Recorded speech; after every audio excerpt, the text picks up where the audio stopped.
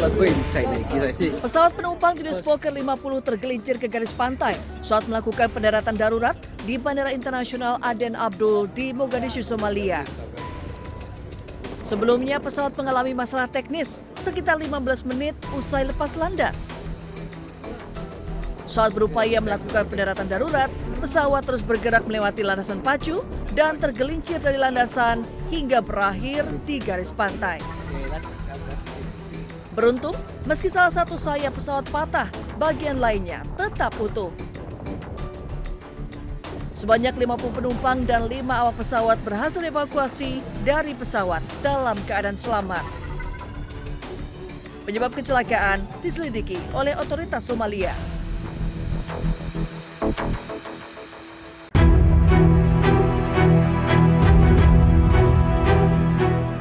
Badai siklon Gegezani menerjang wilayah pesisir timur Pulau Madagaskar.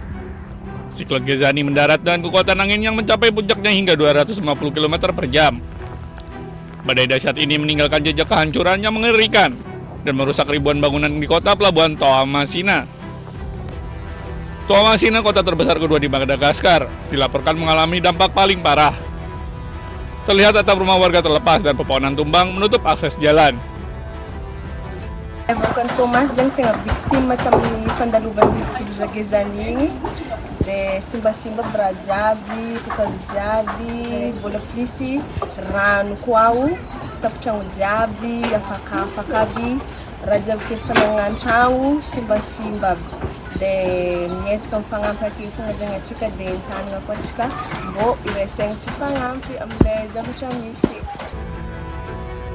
Kantor Nasional untuk Manajemen Risiko dan Bencana menginformasi 9 korban jiwa jatuh akibat tertimpa bangunan yang runtuh, sementara 19 orang lainnya mengalami luka-luka.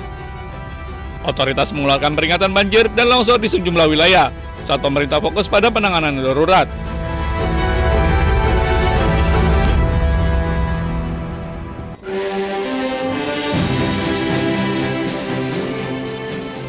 Dari pantauan udara, terlihat kerumunan besar membanjiri jalan-jalan di Teheran merayakan peringatan ke-47 Revolusi Iran.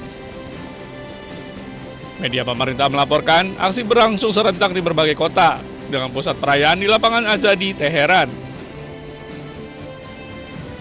Aksi massal tersebut dipandang sebagai upaya menunjukkan ketahanan rezim dan solidaritas nasional. Revolusi Iran terjadi pada tahun 1978. Dipicu protes besar terhadap rezim Shah dan berpuncak pada runtuhnya dinasti Pahlavi serta berdirinya Republik Islam pada tahun 1979. Peringatan tahun ini juga bertepatan dengan ketegangan yang intens, termasuk peningkatan kekuatan militer Amerika Serikat di kawasan tersebut dan peringatan akan kemungkinan serangan terhadap Iran.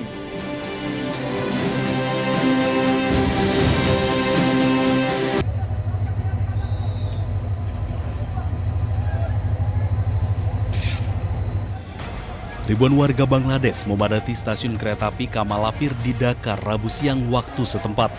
Mereka berangkat menuju kampungnya masing-masing untuk mengikuti pemilihan umum dan referendum Parlemen Nasional ke-13 yang akan digelar pada hari Kamis.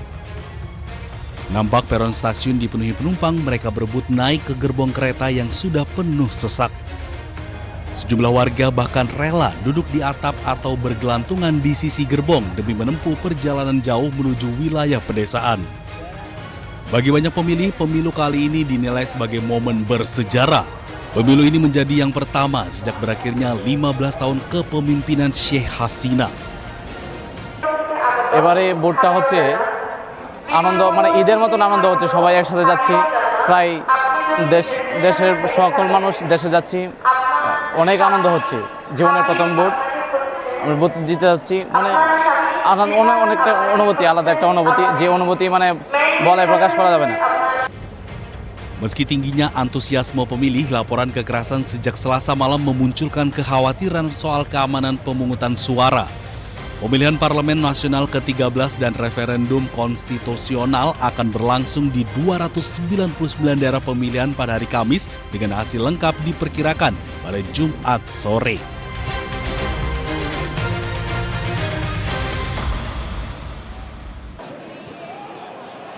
Laga pun imbang 0-0 di babak pertama. Ballard, Fitch, Rooks makes save. Watkins feeding it for awal laga saat menjamu Brighton and Hove Albion. between Sancho and Watkins, and Laga berakhir skor kacamata di babak pertama. once the ball breaks to Ben Buendia, we know we can hit them from outside the box from Brighton bangkit babak kedua untuk mengimbangi perlawanan The Villains dengan 2 peluang yang berhasil digagalkan Emiliano Martinez. Matoma's running onto it, cuts inside.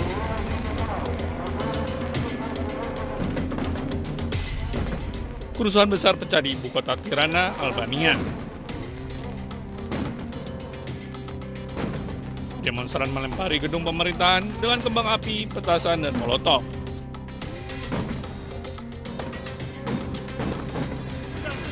Polisi mencoba merespon dengan menembakkan water cannon ke arah demonstran. Demo digelar warga dan oposisi menuntut mundurnya pemerintahan Albania. Kekuasaan Perdana Menteri Edi Rama berada di bawah tekanan karena pendugaan korupsi Wakil Perdana Menteri Belinda Baluku. Ishim në pragun e një grushti shteti brenda shtetit.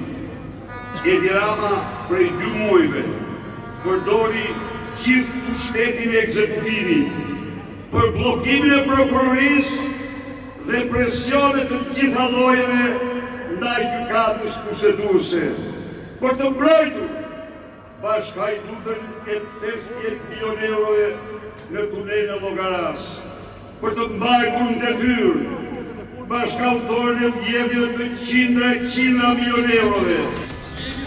Perdana Menteri Rama menolak memecat Baluku padahal wakilnya diduga terlibat korupsi proyek konstruksi.